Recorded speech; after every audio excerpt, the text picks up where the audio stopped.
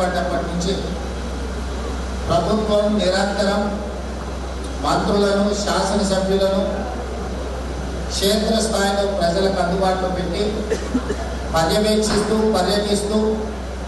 ఒకవైపున ప్రజలకు సహాయాన్ని అధికారులందరూ కూడా సమన్వయం చేసుకొని వారు క్షేత్రస్థాయిలో ఉంటే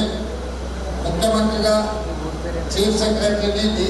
డీజీపీని డిజాస్టర్ మేనేజ్మెంట్ సంబంధించిన అధికారులను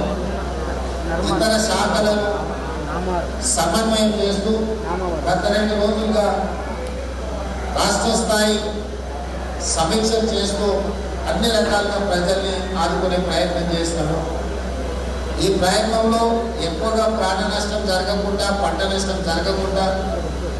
విద్యుత్ కోతలు ఎక్కడైనా విద్యుత్ సరఫరా అంతరాయం కలిగిన